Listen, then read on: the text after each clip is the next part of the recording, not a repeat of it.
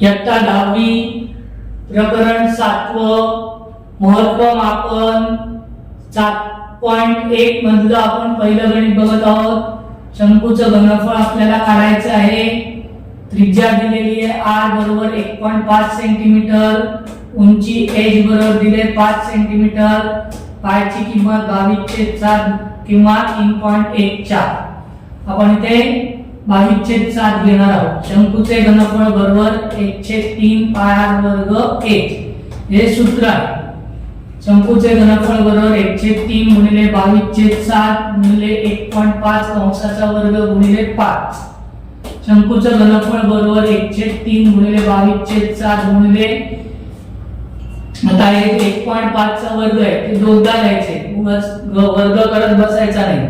1.5 गुणिले 1.5 गुणिले 5 तीनाने आपण काय केलं 1.5 ला भागलं म्हणजे 15 आहे। 3 15 येतात, 5 येतात हे आपल्याला माहिती। 3 एके 3, एकाला भाग जात नाही म्हणून 0, दशांश चिन्ह दिलं 15 झाले, 3 15।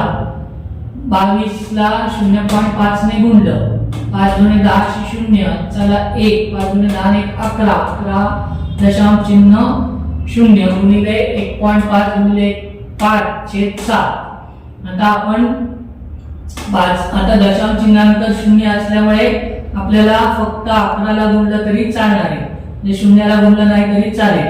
11 55 गुणिले 1.5/7, 1.5 55 ला आपण 1.5 ने गुणलं, 5 5 25 5 8 2, 5 5 25 27, 5 गुण झालं म्हणून 0, 1 5 5 1 5 5 5 5 7 5 12 2 चला 1 5 2 7 1 8।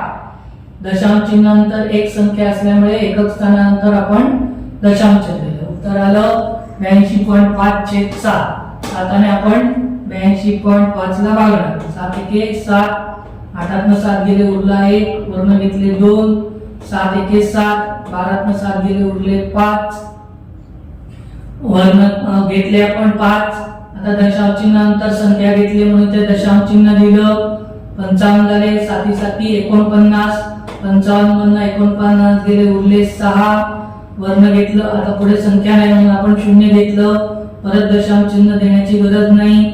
7 8 56, 60 मधून 56 गेले उरले 4, वर्ण घेतलं 0 ला, 7 5 35, 40 मधून 35 गेले उरले 5, 0 गेले आपण। आता 3 दशांश आपण उत्तर काढायचं। तिसरी संख्या जर 5 किंवा 5 पेक्षा मोठी असेल तर आधीच्या संख्येमध्ये 1 मिळवायचा, आणि जर लहान असेल तर मिळवायची गरज नाही, म्हणून आपण उत्तर लिहिताना 8 मध्ये 1 मिळवून दिलेलं आहे 9, म्हणून आपलं उत्तर 11.79 सेंटीमीटर घन। घनफळ असेल तर सेंटीमीटर घन लिहायचं। आता आपल्याला दुसऱ्या गणितात गोलाचे घनफळ काढायचे आहे। व्यास d बरोबर 6 सेंटीमीटर दिलाय, पायची किंमत 22/7 3.14।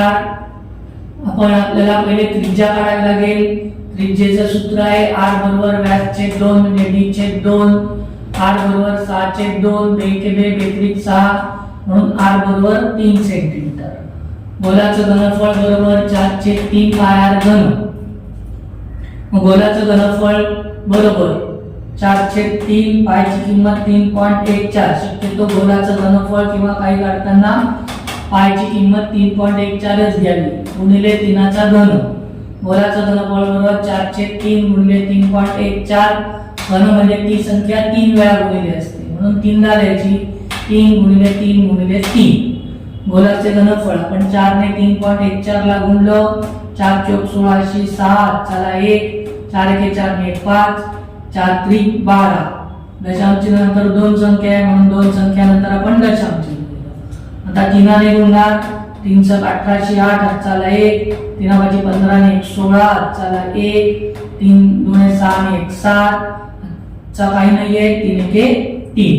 परत 2 दशांशानंतर दशांश चिन्हानंतर 2 सळ्यात म्हणून 2 संख्यानंतर दशांश चिन्ह। 3 स 3 8 24 4, अच्चले 2, 3 स 18 आणि 2 20, अच्चले 2, 3 7 21 आणि 2 23, अच्चले 2, 3 त्रिक 9 आणि 2 11, परत इथे दशांशानंतर दोन संख्या आहेत म्हणून 1 2 संख्या सोडून आपण दशांश चिन्ह दिलं. गोलाचे घनफळ 113.04 सेंटीमीटर घन. आता आपल्याला वृत्तचितीचे एकूण पृष्ठफळ काढायचं आहे.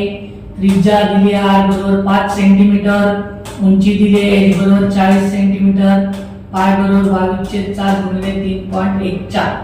शक्यतो r आणि 5 जर r किंवा उंची काय जे असेल त्याला 7 ने भाग जात नसेल तर 3.14 ही पायची किंमत घ्यावी.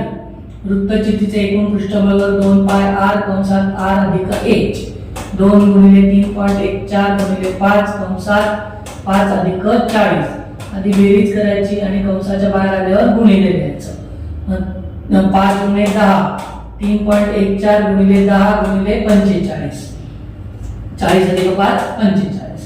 तर 10 ने जेव्हा आपण एखाद्या 10 100 एखाद्या जेव्हा गुणतो जेवढे शून्य असेल तेवढे दशांश चिन्ह स्थळ हे उजवीकडे सरकवायचं गुणताना आणि जर भागायचं असेल तर ते डावीकडे सरकवायचं. आपण इथे गुणतोय म्हणून दशांश चिन्ह उजवीकडे एक स्थळ सरकेल कारण का एक शून्य आहे म्हणून आपण उत्तर लिहिणार 31.4 गुणिले 45.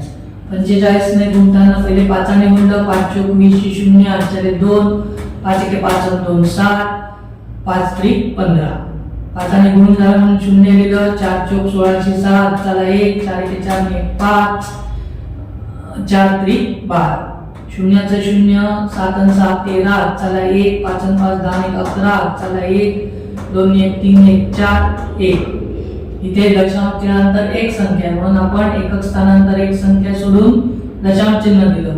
दशांश चिन्हानंतर जर शून्य असतील तर ते लिहायची गरज नाही म्हणून आपलं उत्तर आलं वृत्तचित्राचे एकूण पृष्ठफळ बरोबर 1413 सेंटीमीटर वर्ग.